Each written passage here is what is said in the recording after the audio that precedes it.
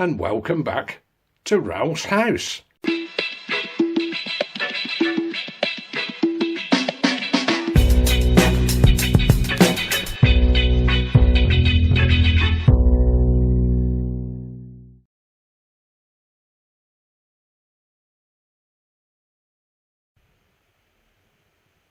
Yes, welcome back to Ralph's house, and actually this is episode 138, and I had recorded it actually. I've done the whole of 138, but then I heard it back and I thought, crikey, you sound depressed, Ralph. And I'm not, just the way it came out, so I thought, no, I'll do it again. So that's what I'm doing. This is the door to my back room. Originally, at least when my father lived here, this was completely sealed up the other side, because in this room he kept his piano and all his music, and he wanted to use the wall space to store his sheet music, of which he had much. Took a while to get that sorted out anyway, because I'm not a pianist, and again, it was his interest, not mine. So you have to make these executive decisions, and it all went, and ridiculously cheap when all said and done. But that's what we had to do. Anyway, so this entrance did not have a door at all. And I know the light's a bit odd. I'm having to use a floodlight, and that's because this section of the hallway tends to be a bit dark. And every time I've videoed it, it always comes out a little bit on the grainy side. But what I did some months ago, I managed to find 3 doors like this, which match all the other doors in the house. And yeah, I know I could fit modern doors. And in fact, actually, when I got this, it had one of these awful, lever type brass handles on it. Someone's attempt to modernise it. And ironically, they modernised it. And now I'm putting it back to what it was, which is going to take me a while. They will be painted, of course. And I'll have to sand them down for that. But as far as the locks are concerned, I'm going to fit rim locks to these, which I'll show you in the next clip, because they've arrived today. And we will start using this door again. But the nice thing about the rim lock is it does actually have a key with it. So if I want to, I can lock this door and not use it. Do you see what I mean? What he had in this little alcove was a cupboard that he'd made with doors on it, which kept his, what did he keep in it? Well, he kept some odd stuff for my dad. He was eclectic like me. Film projectors, that's mostly what he had in it, and bits of film. He kept all his cine stuff in it. That's what. And I didn't find any use for that at all. So that also went. But anyway, I stripped out all this cupboard, and then I was left with a great big gaping hole, well, apart from the frame. And I have this week fixed this door on, got all the hinges on. Took a little planing to get it fit. It's still quite a tight fit, and it may need a little bit more planing off it. But I will get the rim locks on. But right, what I'll do is I'll show you what came through the post this morning, because people seem to like the Ralph's house mailbag, because I do order some odd stuff. So we'll go and have a look at that. First thing in today's mailbag are the rim locks. I got these at, well, a good price, I thought. They were under £9 each. I think even Toolstation wanted something like, I think it was £11 or £12 each. Anyway, got these mail order, even including the postage. Good deal. You'll be familiar with these kind of locks. They're the sort of things you saw on old back doors, right? Yeah, but this house originally had these rim locks on all the doors. And my intention is not to live in a 1930s house.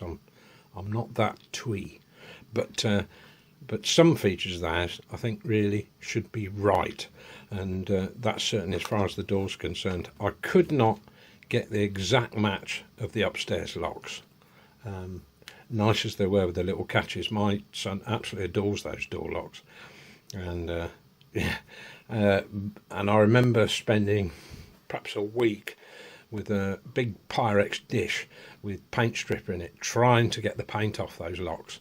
And some of it was leaded paint, and paint stripper doesn't tend to touch leaded paint very easily. It was really hard work getting them off, and I got about 99% off it, and then resprayed them black again. So they came out really well, but I can't get the same ones with the original catches. But they do still make rim locks and you can either get them as a solid block, or this one that's got a flared edge on it. Well, this is a little closer to what was there. That was the nearest I could get. Anyway, in the kit you get, you know, the escutcheons for the front, for the door handles. No, they're not in Bakelite anymore, but, you know, to be honest, they're a good copy, I think. Yeah, so it comes with all the handles and the bar to go through the middle, and keys, so I can lock those doors if I ever need to. There's always a possibility. Most doors in a house you can't lock at all, can you? So there's the extra bonus. And I do have a key safe in the house where I can keep those. They come with these long black screws. I shall not be using those. I much prefer using brass screws to fix these on. They just look nice with brass screws all around, and I've got plenty of those. So yeah, it'll be on with the brass screws. So they're the rim locks, and I've got that for 2 doors downstairs. The kitchen door, which is the only door left to do, that's going to be a sliding door, so I'll have to think about that one in terms of ironmongery, if I'm going to use any on it at all. So that's the rim locks. I also got, I know it's not as exciting, a big bag of resistors, and because I'm working on these valve radios, I'm tending to, out of habit now, is just completely replace the resistors as I go, not just the capacitors. I mean, if you've got a radio that's, well, in some cases they're 90 years old, well, the components drift, their values change over time through heat and, well, just old age like me. And although they're a lot smaller than the original components, you know, things moved on in technology, didn't they? These are twice the rating of the old ones that were in there, and it means I haven't got a skimp now because I've got plenty of resistors to do that. So I just go and find the matching one, solder it in. So that was another thing I bought. This one I can't turn it over because it's got my address on it, but in that is an odd value of capacitor that I need in some of the bush radios I'm working on. I only needed 2, but you know, it was just as cheap to buy 10, so I bought 10. So they're in there, and I've got one other thing if I can find it. Yes, here it is, a packet of seeds. Well, I haven't really managed to get as much done in the garden as I'd have liked this year, because of other commitments. You know, life doesn't always go the way you want, does it? But I've always liked carnations, dianthus. I love the smell of them. They smell like cloves, don't they? Much prefer them to roses.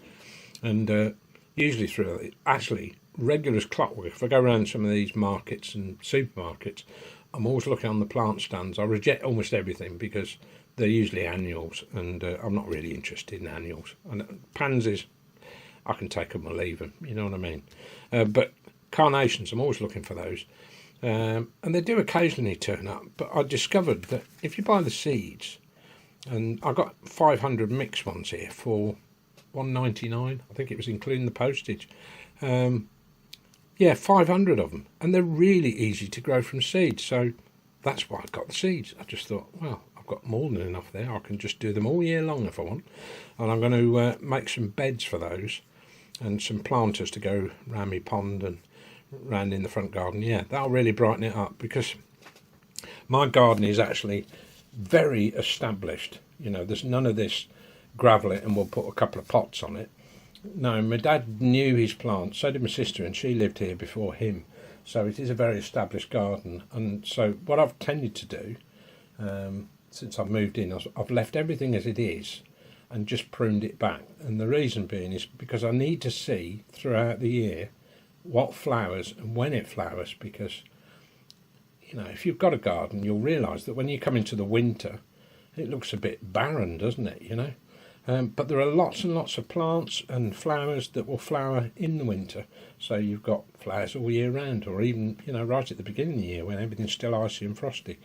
So, you know, it's a case of leaving everything as it is and just taking a mental note of what I've got, and then saying, well, I won't cut that because that looks great in February or November or whenever it is. And it means next year I've started to clear a little space at the back for growing vegetables. I'd like to grow runner beans and peas and things like that. So I'm not having to be reliant on the shops. And I expect the next 10 years, particularly with climate change, things are going to change drastically in the way we live, and long overdue, to be honest.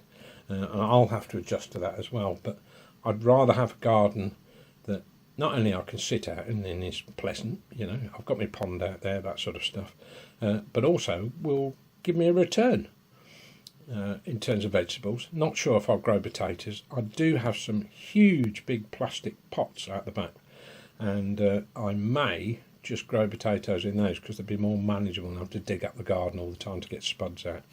I followed a few online videos about growing vegetables, and yeah, I should definitely be doing that, make myself a little bit more self-sufficient. And finally, well, actually it's not mailbag, this was something I bought on Facebook Marketplace. And you're thinking, what's that? Well, actually, you might be familiar with these things with handles on, because they use them on building sites to drop the voltage down. Is it to 120 volts, something like that? Well, this isn't like that. This, you plug into a wall, 240 volt, and you get 240 volt out the other side. You think, well, what's the point in that? Well, there's a huge point. If you're working on valve radios, it's highly recommended that you use one of these. This is an isolation transformer, and what it does is minimise the risk of you getting an electric shock. Obviously, if you grab live and neutral on the radio, you'll still get an electric shock, but the point is there's less chance of it killing you. And definitely when you're working with radio sets, particularly transmitters, the voltages in them in certain places is so high it would kill you instantly. You know, it's not like just getting a shock off a lamp, you know, that's badly earthed. You know, it's serious stuff. So 35 quid I thought was pretty good, considering that the cheapest I'd seen them at was about 120 and the average is a couple of £100. So for 35 quid, and to reduce the likelihood of me actually dying, I bought one of those. Yeah, £35. So that was good. And right, well, that brings us neatly to the end of mailbag, and we're actually going to go outside. Yes, we're back at the pond, and if you watched episode 137, I've got a blackberry there trailing down in the water. That's going to have to go. Brambles are a bit of a problem in this garden. I think later on today I'm going to get out here with a weed killer and dip the end of that in a watering can full of weed killer. It'll go up the stem and kill it off. But the reason I've come out here is because, if you remember the last one, I made this frame to go around the pond, and it's come out really well. I can actually walk around the edge, it's that sturdy. So I obviously made a good job of it, and I've put some other stuff in the pond that kills off the algae. Doesn't affect the plants, doesn't affect the fish, really good stuff. Just put a scoopful of that in and all the water goes crystal clear. And there are some nice flowers out actually at the moment. Look at these, they're stunning, aren't they? Right, the lock's on.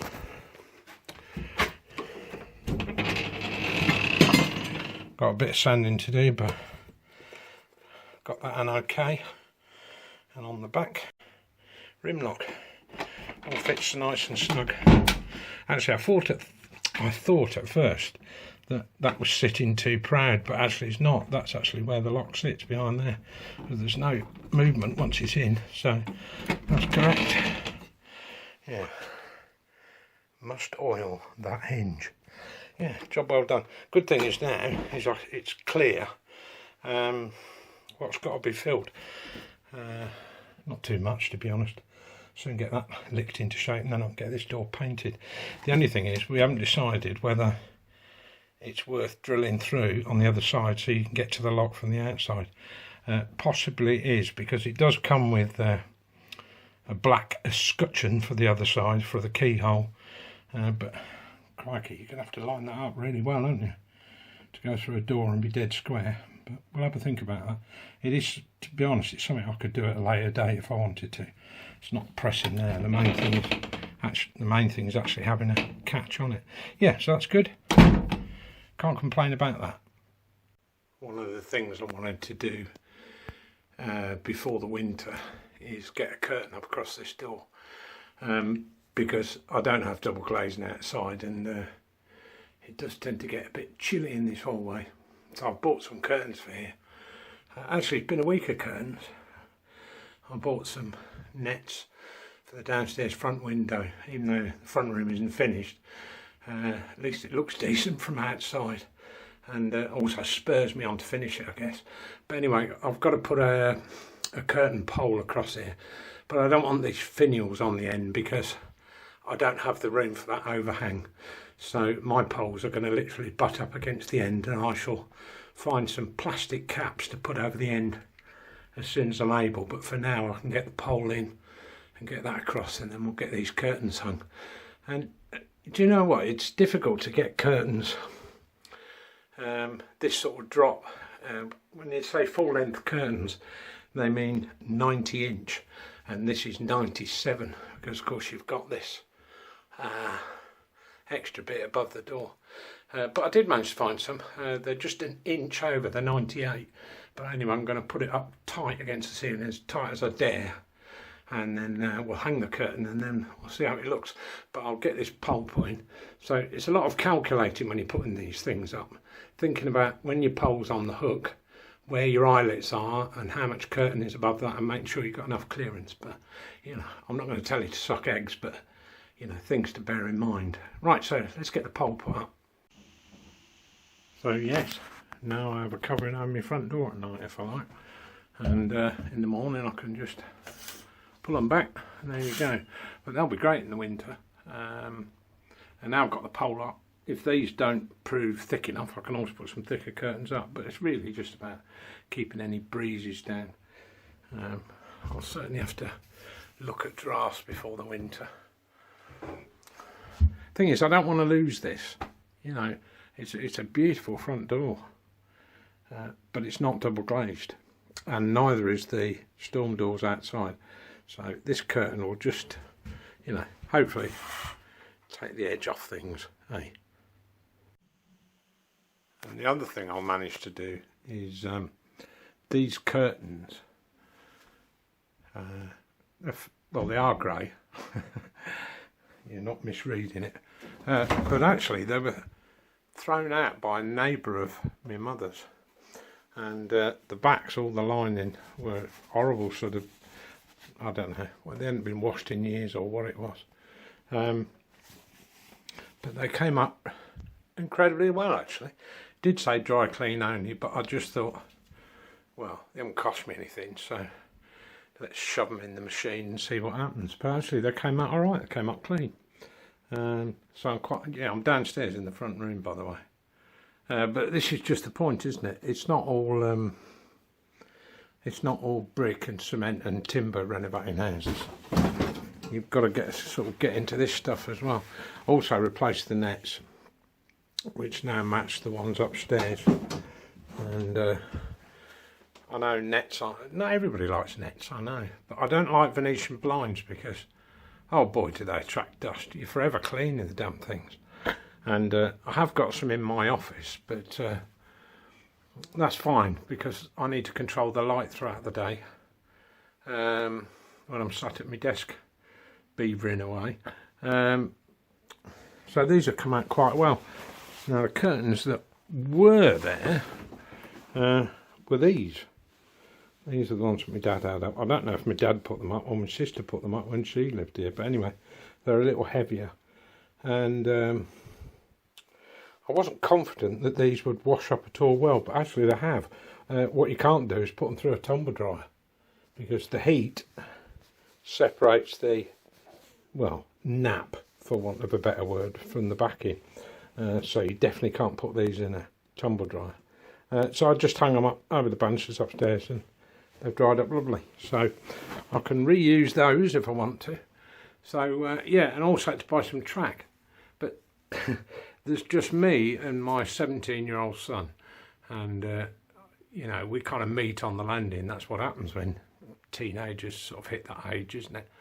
Well, that's fair enough. I don't sort of intrude on his life. We had this conversation about it today. But I pulled him aside and said, look, we've got to talk nets.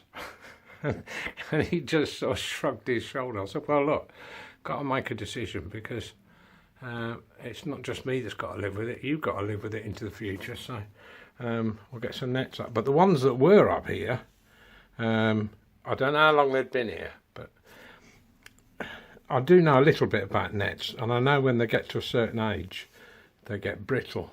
Well, it's the sun, isn't it? It damages them. And basically they're made of some kind of, is it nylon? But they're plastic anyway. And yeah, they do get brittle. So there was no chance of washing the original curtains. It wouldn't have mattered what I'd done with those nets. They would not have come up. And I do like nets, because during the day, you know, I can see who's trying to sell me something over the door, and they can't see me, which suits me. Yeah, so really pleased with those. And if I want to, I can swap back to the red velvet ones if they're not warm enough. But to be honest, I don't seem to lose a lot of heat through this window. And there is a radiator below it. So, yeah, I'm going to be working in this room, in this Ralph's house. I've got a lot to do. I've got to find a home for that sink. That sink I picked up quite a while ago. It's got all the fittings with it. And it's quite a nice sink. I don't like these plastic sinks, you know. So anyway, it's a good stainless one, and it's bigger than the one I've got. But, you know, it's going to be a while before I get to the kitchen. So I'm going to have to find some safe storage for that, and not under my feet in here. So, yeah, I've got a bit of wiring to do. And you see that there on the chimney breast? That's where the old boiler pipes for the old back boiler were. And fortunately, my plumber took the back boiler out for me, which was very nice of him. Well, I think he did. He said he did. But, you know, I've got to make good in that corner, get all that cleaned up. But when I take all the paper off, it'll sort itself out, won't it? And the other thing I planned to do was put spots in here, and then, I don't know, a week after I'd made the holes ready to fit them, I changed my mind and went for downlighters instead. So when I come to strip this paper off, I will stick some bonding plaster over those, smooth those over, and you'll never know that they're ever there. But yeah, sometimes, you know, your plans don't always go the way you hope, do they? You know, it's just one of those things. So yeah, a little diversion to get into fabrics and chintz. And you think, well, why are you doing that when you've got all this room to do? Well, that's true, but, you know, I do have my neighbours to think of as well. And I want the house to look reasonably presentable from the front. And the good thing is now, oh, and they do shut nice, those curtains. I've got a light in here, so I can work in here in the evenings, which is what I'm planning on doing next.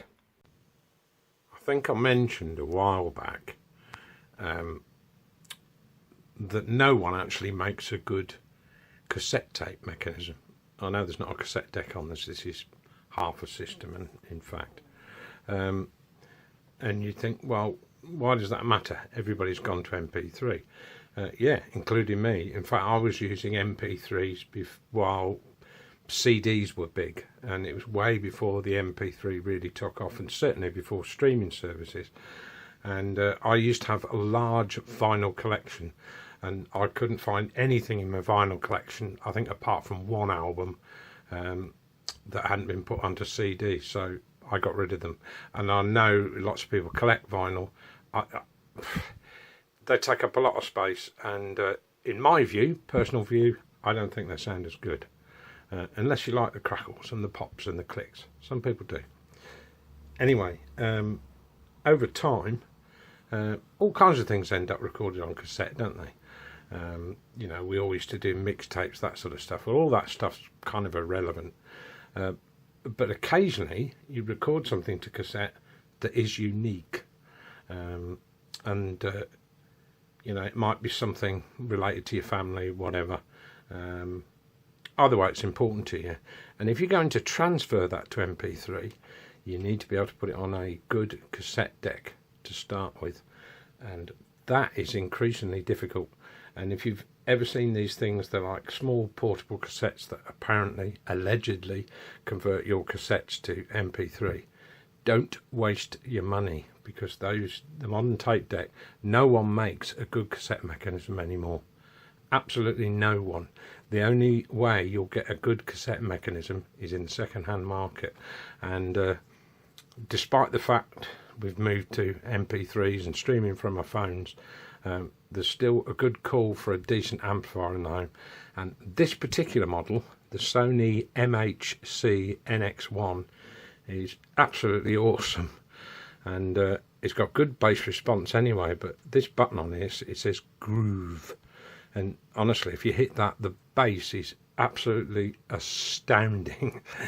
And I picked this up second hand. I think it was about 65 quid, but when I got it back, it was clear that all the belts had all deteriorated, gone to goo inside, and I had to re-belt it, which took a considerable amount of time and an awful lot of screws to undo to do it, but I did do it, and the tape decks now work perfectly. It's all been cleaned up, and I probably need to go in and service the amp, because consumer electronics, Sony were perhaps the exception. They did use very good components in this stuff, that's why it cost the money. But certainly some of the cheaper brands like Amstrad and Binatone, well, they would have sourced the cheapest components they could find, and as a result, a lot of them don't work because the capacitors in these on these boards have failed. But I'm just making the point that although there have been advances in technology, if you want to recover a cassette, you're not going to do it on modern stuff. It's going to sound awful. The wow and flutter is off the scale. So really, if you want to be recording, well, if you want to retrieve stuff from cassette and put it onto MP3, you'll need to look at the second-hand market. And as it happens, and it's actually one unit, although it looks like two separate units, and then the next one that goes underneath is a twin cassette deck and a CD player.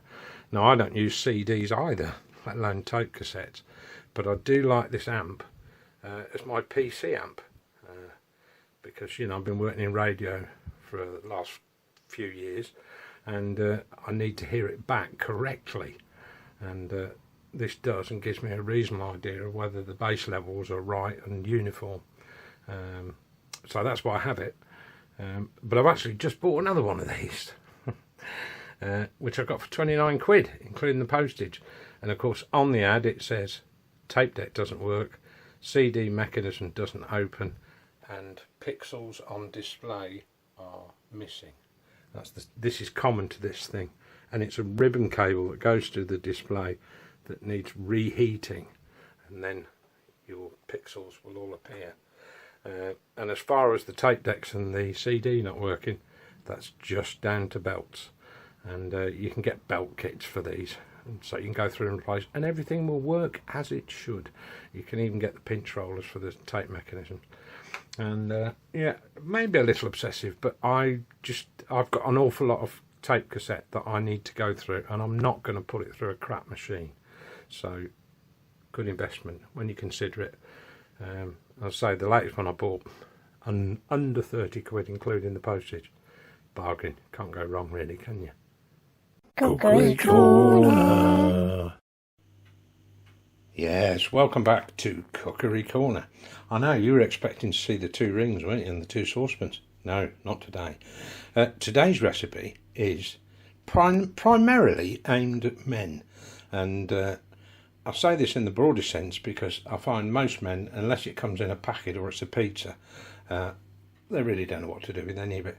And I'm just going to prove the point that it's really, really easy to make a cake. And, you don't need light fingers or anything for this. On these scales, look, you'll see it says 400 gram. There are 3 principal ingredients in cake, forgetting the egg. That's flour, sugar, and butter. And if you want to know why cakes are fattening, that's why. Look how much fat you have to put in it. Yeah, so it'll be equal measures of sugar, butter, and self-raising flour. So if you want to make a smaller cake, do 150 gram, but I tend to do 200 because it's just easy to remember. And the reason I put the sugar in first is it means when I drop the butter in, it doesn't stick to this bowl and give me a whole mess to clean up. So the first thing we've got to do is tip this in a large mixing bowl. I bought one of these recently because plastic ones are not much good, are they really? And this one's got a nice rubber base and it doesn't tip easily, and it's nice and easy to pour it into a cake tin. So first of all, we'll stick that in there, and the next thing we need to do is get electric mixer and a couple of whisks on it and bind all that together. And ideally it's better if the butter is slightly warm. It makes mixing it that much easier, but trust me, I've done it a few times and it makes no odds. So right, so we'll whisk that up.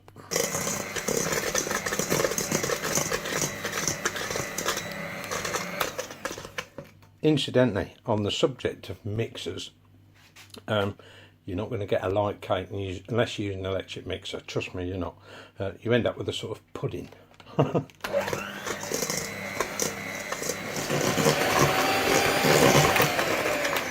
Now, into that we need to put a minimum of 4 eggs. You could put 5, I suppose, but 4 is about right for 200 grams and about right for 150 grams. So we'll stick to 4 eggs, and what we do is add 1 egg at a time, whisk it in until it mixes with that, then add the second egg and then mix that in. Slowly does it.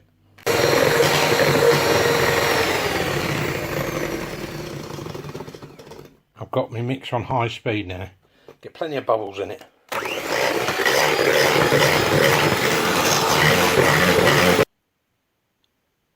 There we go. 200 grams of self-raising flour, not plain. Right. Well, I suppose you could do it with plain and baking powder, but a lot easier with self-raising. Right, so I've got 200 grams of that, and we'll just sprinkle a little on, say half, and then just start. When it says folding, it means gently stirring, amalgamating, but not getting overexcited. You know what I mean? And scrape all the stuff off the outside, otherwise you'll be losing that, won't you? And so we just gently fold it over, so all that flour binds in there.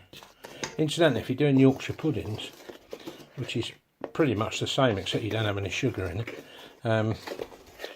you leave it, the mix, to stand for a period of time before you actually make Yorkshire puddings, because if you do, it'll rise better. Right, add the next bit.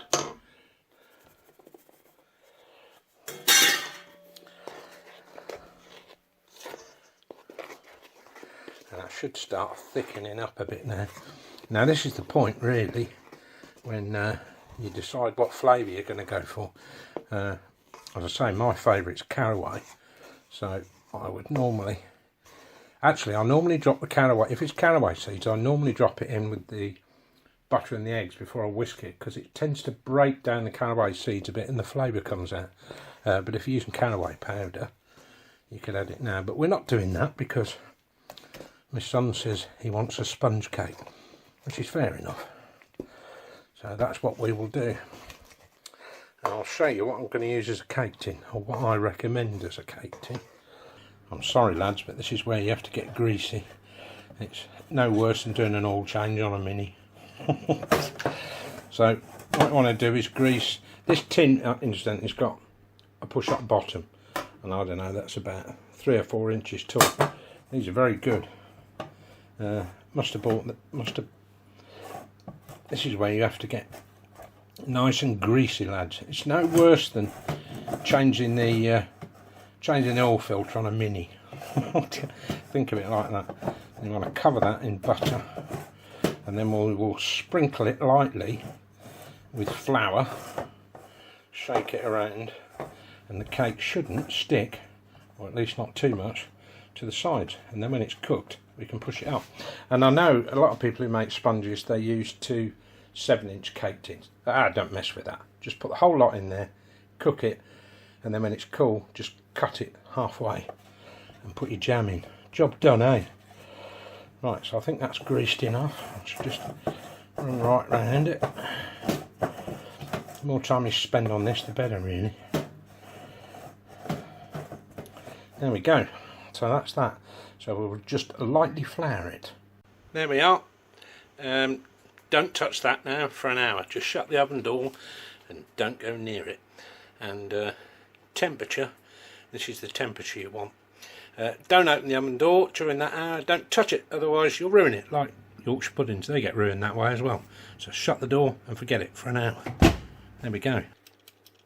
Oh, and by the way, get yourself one of those, because there's nothing worse than, oh, the cake, and then you ruined it. Get yourself a timer, or if you've got an oven that's got a timer, great. I've never been able to figure them out. These are way easier. Should be perfect. Oh, look at that. Leave that for a good 10 minutes. And just run a small knife around the edge, make sure it's not stuck anywhere, push it out and put it on this cooling rack. Also, you can, if you want, when the cake's finished, just sprinkle it with sugar and then pop it back in the oven for about 5 minutes, and most of the sugar will melt, and you end up with quite a crispy coating. It's called a continental coating. Anyway, just a thought for you. And there we go, a nice light sponge, and we've just had 2 big slices. And I thought I had jam, and I don't. All I have is that. Oh well. Drop of gin and marmalade. Actually, I've just tasted a little bit, and it's unbelievable. There you go. Cookery Corner. Cookery Corner. So that's it for Ralph's House for this week. Episode 139 next, I guess. But I can't go just yet without saying the word battery buffers. And I'll tell you how that came about. On a Sunday, I watch Radio Cruncher, Graham, on a Sunday, fixing a radio. Highly recommend it. It's a good, entertaining 4-5 hours, depending on what he's repairing. But the word battery buffer came up, which amused me, because I was thinking, how on earth am I going to use that in a conversation? You know, how often does it come up in conversation when you say battery buffers? Well, I have just now. Actually, what it is, it's just in radios you have a bit of sponge padding, you know, where your batteries stop it rattling around. That's a battery buffer. Anyway, thanks for watching, and I'll see you next time. Oh, and don't forget to subscribe.